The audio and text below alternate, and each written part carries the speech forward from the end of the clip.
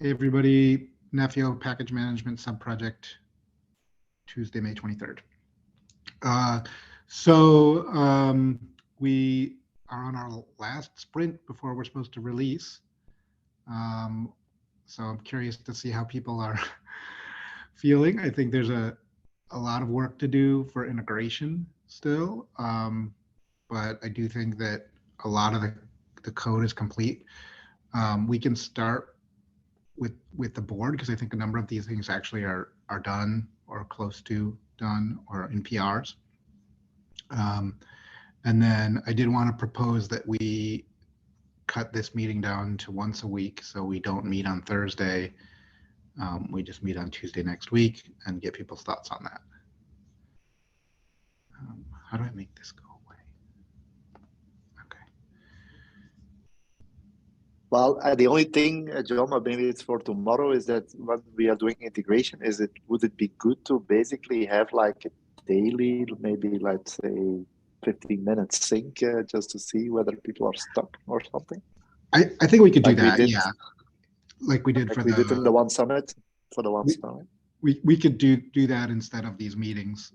That would be fine with me. Let's talk about that tomorrow in the broader thing, because that would be everybody, like even if it's just, hey, what's stopping us? Yeah, I think after we reached that kind of code freeze, I think probably this week I just came out of the workload meeting. I think they're thinking that the next 2-3 days, I would say this week, they'll get all the PRs in.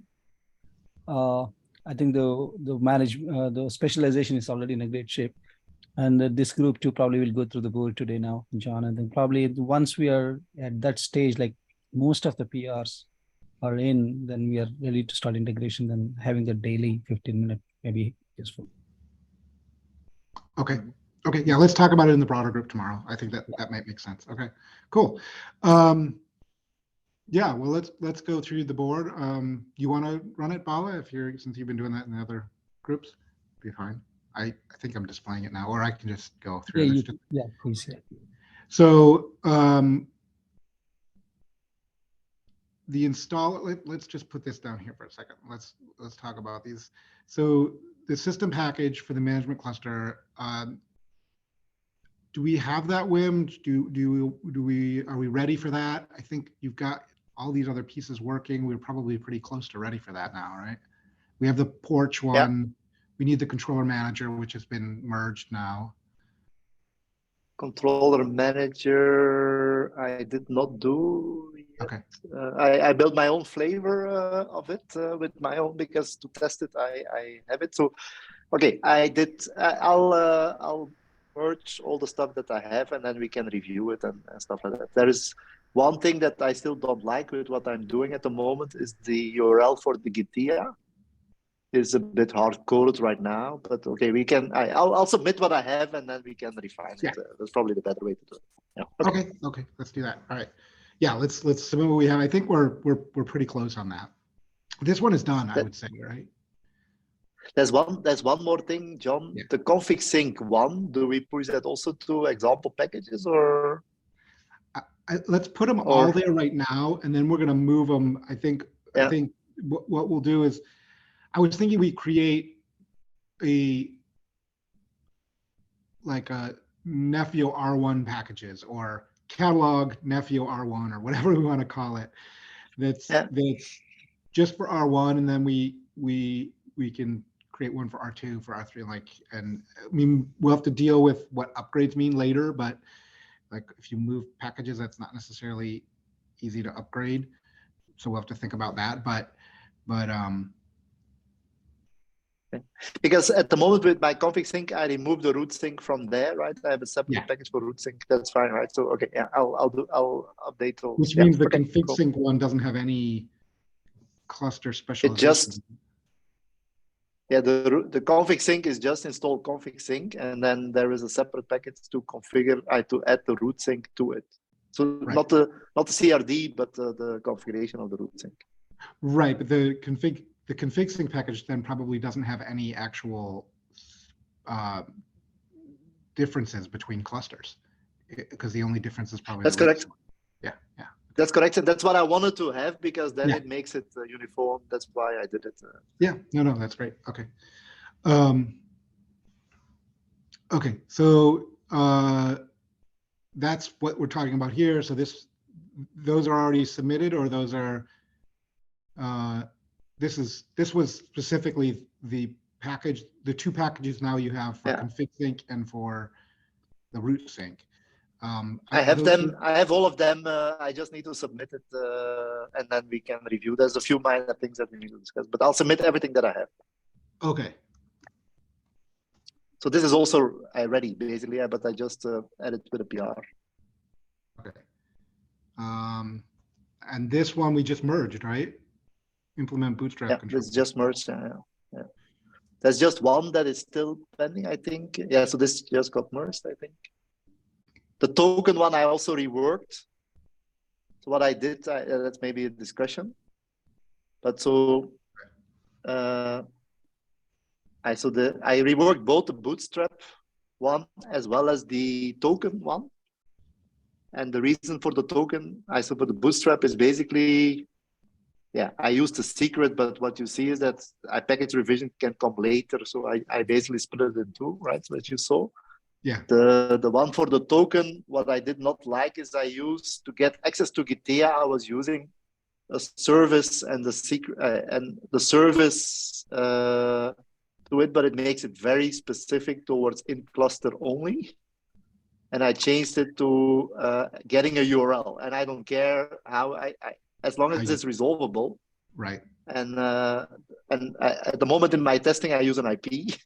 Because but you can change it to a URL. So that's what I changed there, and that makes it uniform across where you deploy. So as long as the URL is reachable, if you deploy Gitea locally in the cluster, but for that you will have to do something, I think. And at the moment in my testbed, I put the Gitea server in a separate kind cluster next to the port, next to the management one. That's what I'm.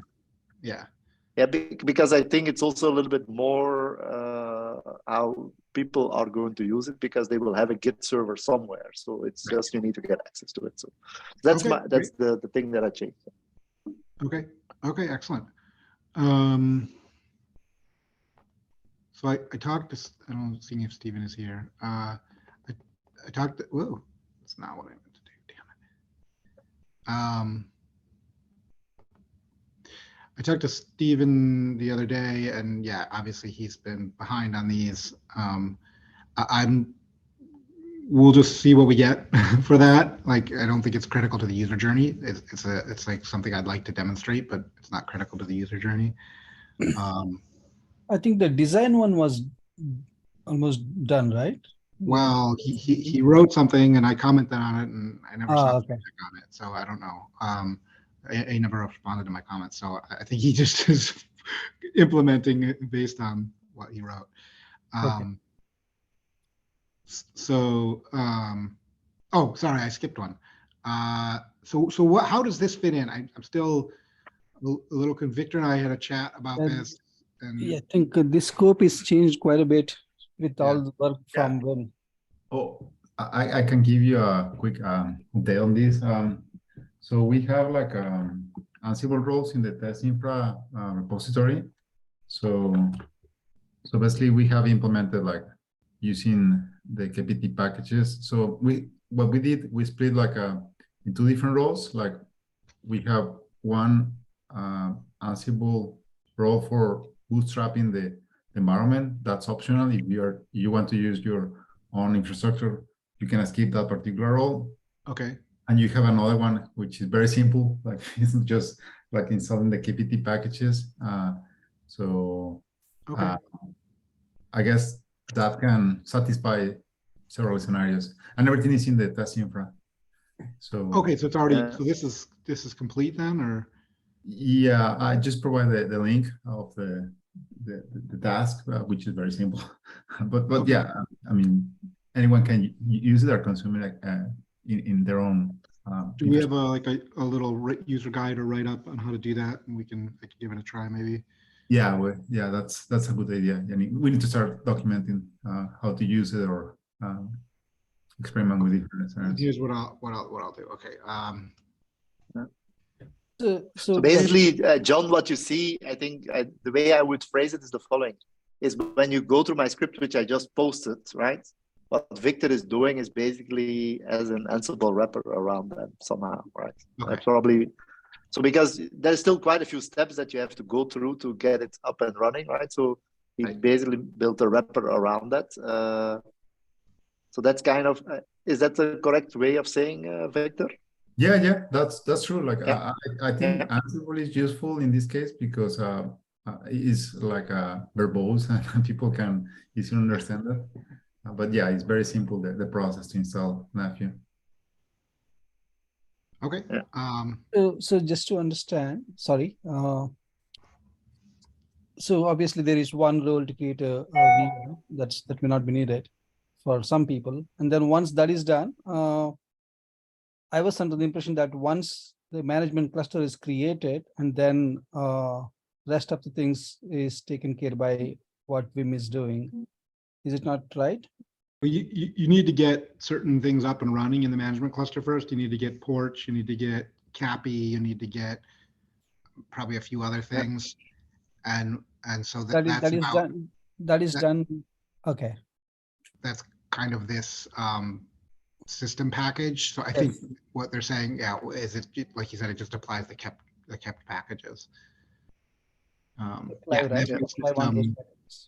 Nephew Web UI. Okay, so it applies to two packages basically, and we may have more. We you know, depending. We should, you know, like in the sandbox environment, Git would get installed, right? And so eventually we'll have a story, and I don't think for R1, but we'll have some sort of story that kind of like,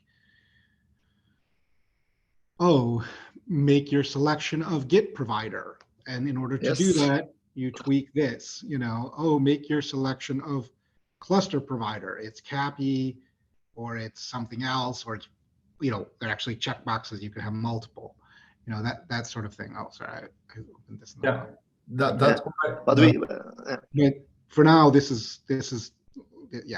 works here. That's why I left a few things in the Bootstrap Ansible role, because I like you said, like the cluster API. Those things are, I guess, it's going to depend on the end user. Like it's not mandatory for us. Right. You need something that can provision clusters. You need something to provide Git, but it doesn't have to be. I mean, for R1, it's going to be these things, but eventually it will be more flexible. And ideally, you should somehow have a config knob that you apply to the cluster, and it just figures itself out. Yes. It just goes, and that's the ideal where we should get to, I think. Yes, exactly. We'll get there. Yeah. Not in R1. Okay. So I'm gonna. Okay. So then the UI piece. Do we have anyone from the UI team? Let me check my participants. Yeah. Hi, John. Hey, Ganesh. Yeah.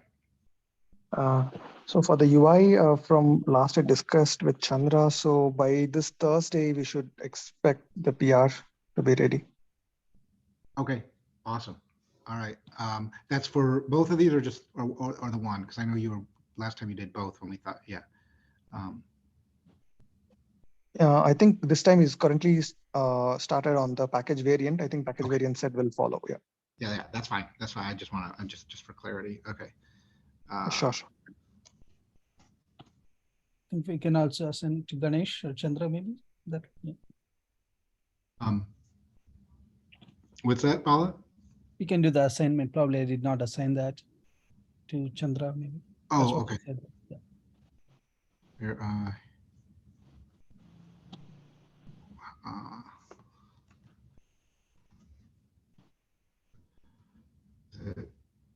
there.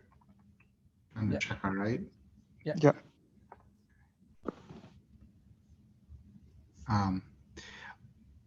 Yeah, I've been thinking, Ganesh, about the UI. I think there's lots of stuff we can do.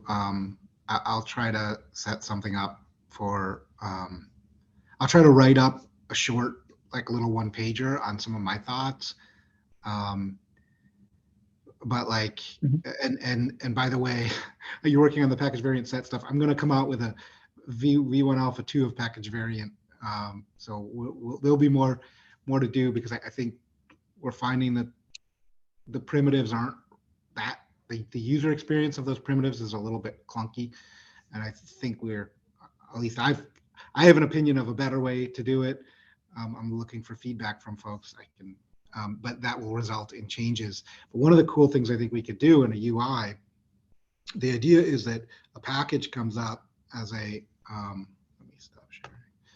A package, like you could have a UI where it shows a package, and the different injection points that right now are sort of weirdly mapped, you could actually discover them out of the package, and then you could allow the user to satisfy them one at a time. And because they have an API, they have a sort of shape, you could actually look for packages, other packages or other resources in the cluster that could satisfy that sort of shape, that API. So I think this could be super useful if you think about, like, when you go in and you want to, you want to fit a package into a sort of, hey, I need to configure a cluster. The package would present itself and say, here's, I provide a cluster, here's how you can configure me.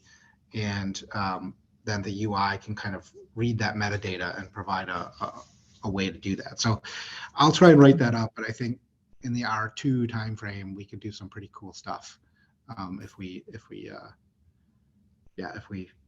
think it through. So Yeah, sure. Will and also the mapping last time, the mapping, the relation between from the blueprint to that's also, I think we'll follow up on that as well. Yeah, sure. Yeah. Okay. All right. Then anything else we want to discuss? I think that, I have my plan right now.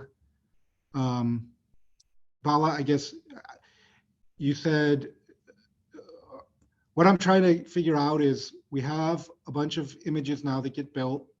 They get delivered to the Docker registry.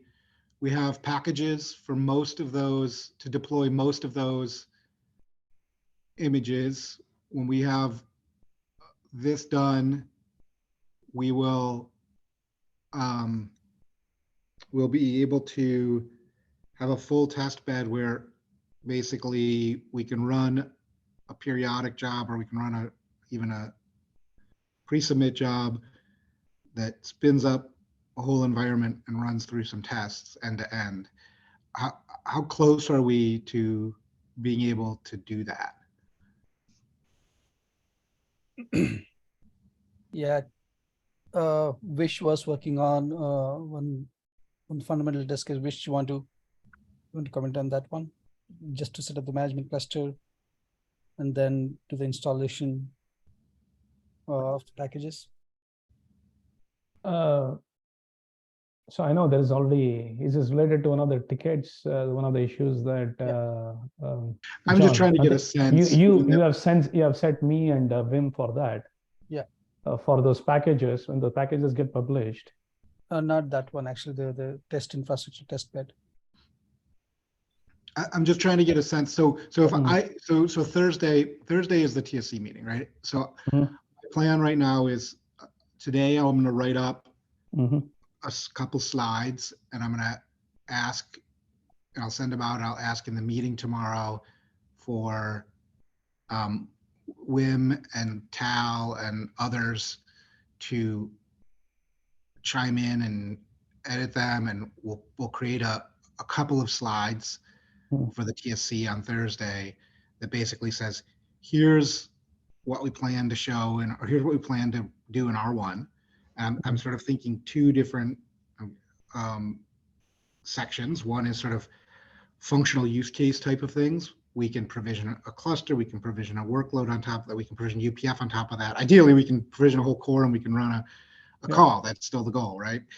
And then a second slide that's like capabilities, right, that we used to implement those use cases. And that's the framing. We probably should have a third slide which talks about our qualification processes. And so I would want SIG3 to chime in on that. So kind of three slides: functional use cases, capabilities implemented, qualification, tooling, and process.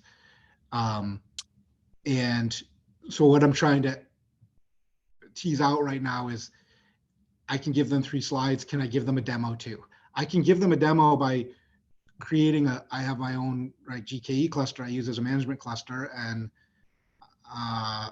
I don't know how to do kind on that. I haven't tried that. So or I could spin up one of our demo environments, no problem.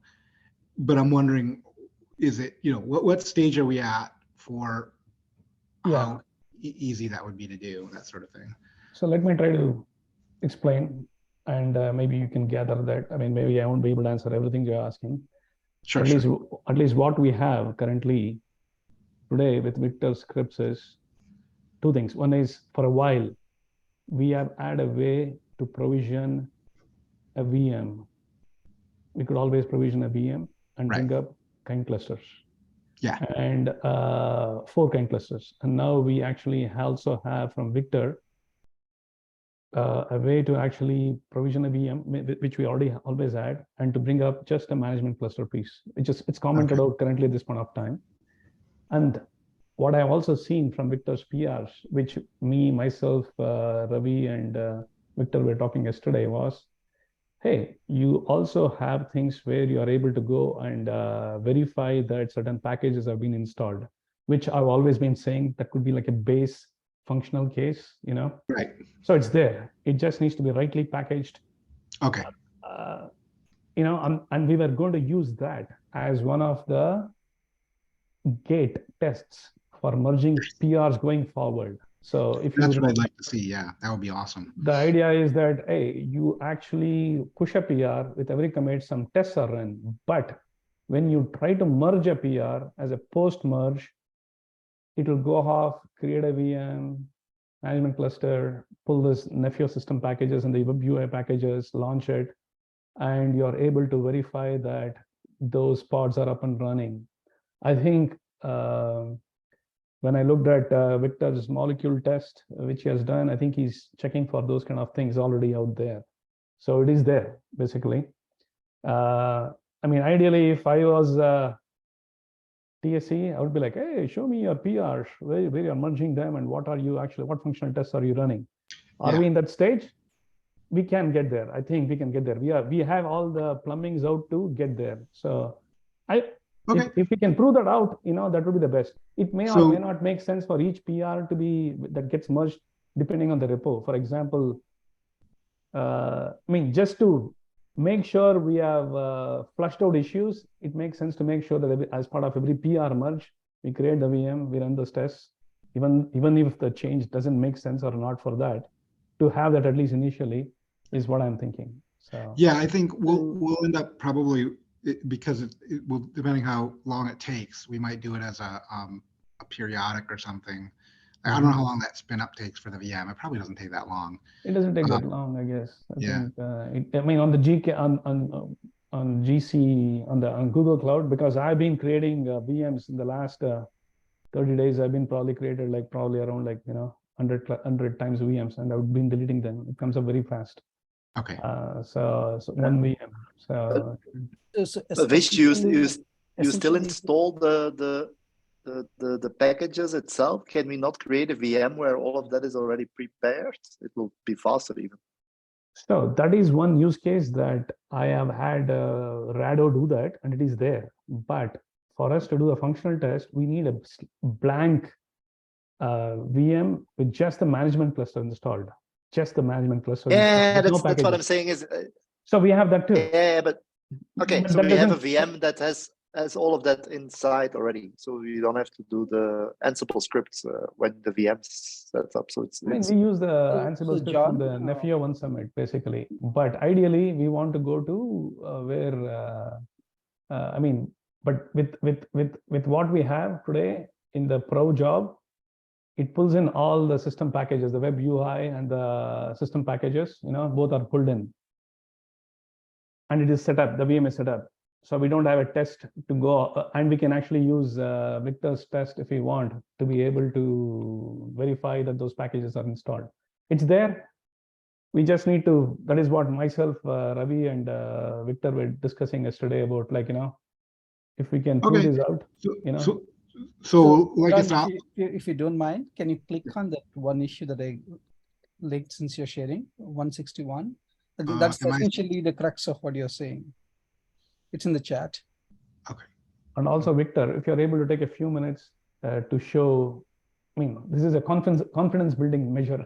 If you show that, that where it actually looks for those packages, it'll be great. At least folks here will feel confident. I am more of a show guy and make sure people get.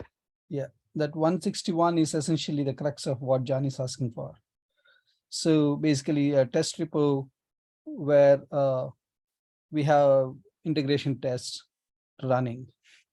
So it could be running at every PR or it could be running at a different thing. I think that's one of the things. It could have, we can start with a few tests, maybe 1 or 2 tests. And then obviously it can even be automated to end-to-end call. I don't think we'll reach that at the for the R1 time frame. So Victor and Vish, this is exactly the issue. And where do we exactly? That's probably we can, if we can comment on this one, where exactly we stand, that would be great. Okay. And yes, we can go make a comment. Victor, do you mind sharing that? Okay. You have your yeah, I don't know who's sharing, but I just paste the link of some of the integration tests that we have it. Yeah, so if you can.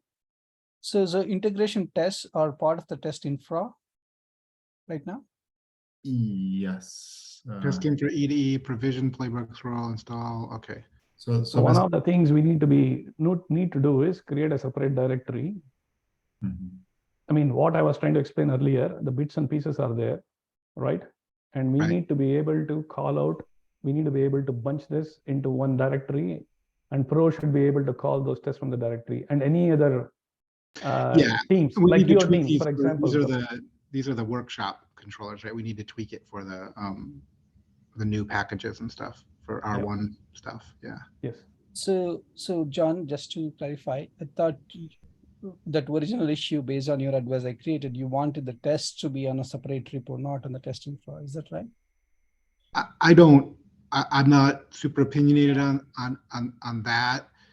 Ideally, probably we want to make sure, if we keep, I guess so, I would prefer to keep the infra separate from the tests, but it's not,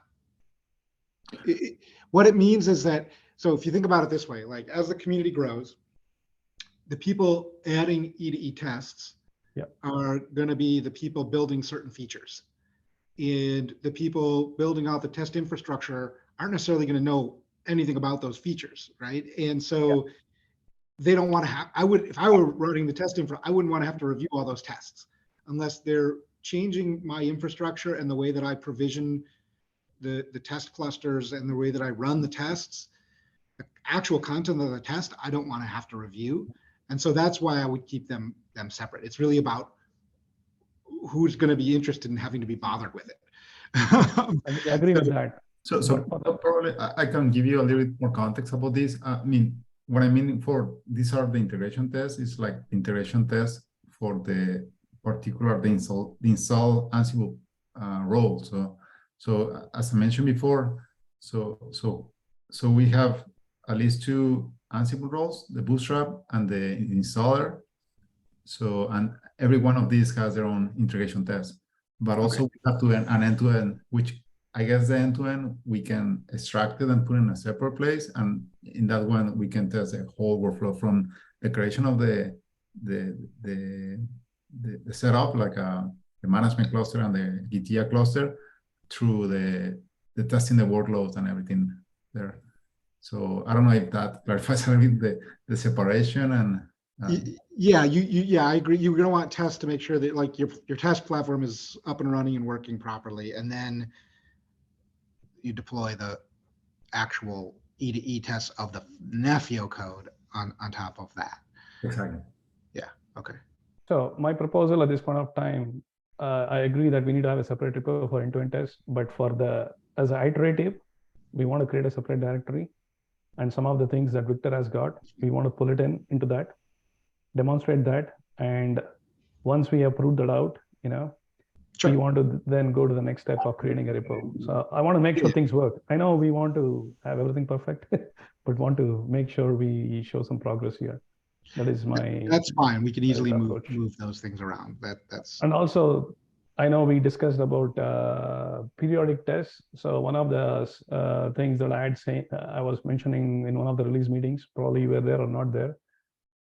I was of the opinion that the end-to-end test needs to be run on every PR and not periodically, because if a PR gets merged, and that is the reason that end-to-end tests are broken, we don't want to be in a situation wherein, this is again from my OpenStack experience, where at the time of merge, the end-to-end tests are run and immediately get feedback whether you introduce something that broke the end-to-end and integration tests.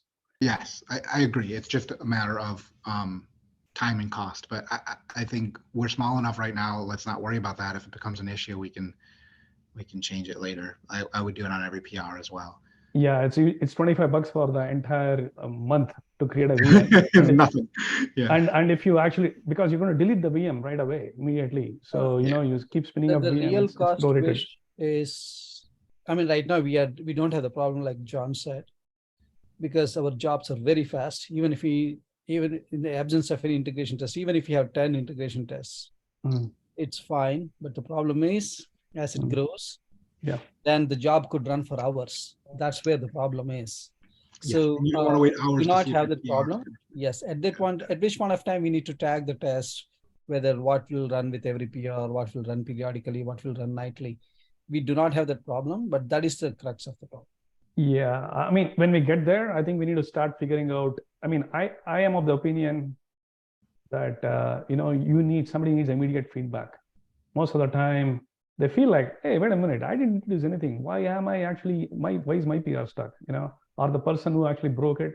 I get your point, Bala. I think when we get to that point, we should probably try to see which repos are the ones, which PR from which repo. For example, the workload PRs might be the ones that probably will be more intensive for integration, for the end-to-end, when we're trying to make a phone call.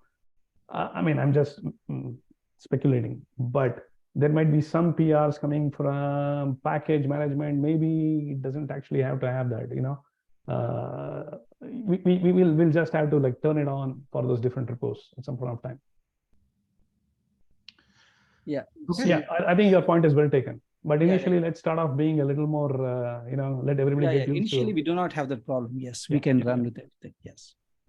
So coming back to your question, Victor and Vish, do you think by end of this week, we'll be in a position to run 1 or 2 integration tests with, obviously we'll coordinate with Rado also, between you, Victor, and Rado, Vish. Ravi has also been very helpful in this conversation. Ravi too. Do you think we can have something that can run with at least one test, let's say one test that is integrated with Pro, so that it can run with the job? So let me get with Victor, and I see everything is there. We need to put it together. Let me get with Victor and Ravi later, and then message out on the SIG release channel. Is that okay? That's great. Thank you so much. Yeah. Because I think looking at what Victor has, I feel very comfortable and I feel very optimistic that it can happen. Yes, it's very the very base test can happen is what I feel. So let me get So then what we'll do is I'll send out, like I said, a starter deck, but what we'll do is for that third slide, right? You can for the SIG release slide, and we'll talk about this tomorrow too at the meeting, but we can say, here's the qualification. We've got all of this test infrastructure, tons of tooling, test infrastructure. I was at the SIG release meeting on Monday. There's so much work done. And so we want to highlight that, which we've highlighted some of it to them in the past, but just briefly, and then we'll say full end-to-end tests on each PR are, are planned for the end of this week. Yeah. Something like that. And then on the other couple of slides, we'll talk, like I said, about functional and capabilities. And then I should be able to demo something either by spinning up a VM. If I spin up the VM, I can get kind clusters more easily, so that I might just do that. And then hopefully demo a couple of, spin up a couple workload clusters, spin up a workload across those clusters. Wouldn't be a full core yet, but maybe by the end of next week, hopefully that's what we'll be. So, okay, anything else? So just last question, John. Even I need to run, but one last question. So this is, we have 3 weeks from now. So hopefully all the major PRs will come in this week. I'm not too sure about the aggregator ones and their correspondence on the edge cluster, the edge washer one. So given that, I was thinking, I think in my top of my mind, I think there is some risk again. So what do you what are you thinking? I agree. There's still some risk. I guess maybe we need to have, like, let's talk tomorrow in the bigger SIG2 meeting, but we need to have a criteria. Like, what is it that we can, should we set a thing saying once we can do a call, then we consider R1 ready? Or do we have, like, it gets back to scope or date driven. Like, we can do some stuff now. Like, if we options for dealing with the risk are, you go out with R1 on the 15th and you say we can deploy workload clusters, and then we can deploy workloads across those. I'm confident we'll be able to do that. Yes, that will be done. Yeah. Then the question is, can we deploy all the workloads we need to make a call? And can we get status feedback? Like, so there's scope questions about our particular, that's maybe what we should have from your 4th slide. Here are areas where, rather than asking for more time, we say, here are areas, here's what we have in the plan for scope. Here's the ones that are at risk. And, the TSC can sort of decide, hey, we can't release without that, or that's fine if, let's try and make it, but if that doesn't make it, we're still releasing, and we'll leave that up to them. Okay, then the other thing I was thinking is, if at all we end up in that situation where certain things that we wanted is not in R1, then probably we could do a patch release. Sure. Right? Instead of waiting till the R2, which is much later, we could even consider the first use case is done. Now we want to get the status feedback, and we also want to demonstrate using Nephew. You can do this. You can deploy everything, all the other functions in the 5GC, and then you could do end-to-end call. If that is not achievable, those 2 things, status feedback and the call, we could do a patch release, maybe. Yeah, I think we should consider, and again, we probably should discuss it with TSC and with SIG release. Like, I think, we're getting to where maybe we want to start a cadence of, like, every 2 months having some sort of release or something. That's not necessarily a lot of functionality. So we were talking about this yesterday in another call, or the other day. Yeah, it must have been yesterday. Like, we need to figure out the so SIG1 is, kind of trying to figure out what they think should be in R2. We're going to, as SIG2, say, here are the areas of work that we see right away are needed, regardless of new functionality or new use cases. This is just stuff, tech debt, things we took shortcuts on, things we think could be done better, et cetera, et cetera. We have plenty of those things to work for months Right. without SIG 1 or TSC figuring out what they want in R2. And we should be releasing those pieces as we develop them. So I think Absolutely. setting up some sort of cadence around that. So that's probably another topic for the Yeah. TSC call Yes. on Thursday. Yeah. I don't Cool. have. I think that makes me feel better now. Okay, good. Yeah. Yeah. We can write down these notes. I'm not taking notes. All right. Any other things we want to discuss? Okay, well, we'll have the meeting tomorrow, and then we'll talk about doing a regular check-in, daily check-in maybe Yeah. at that call. Cool. Okay. Thanks, Thanks, everyone. John. Yeah, thank you.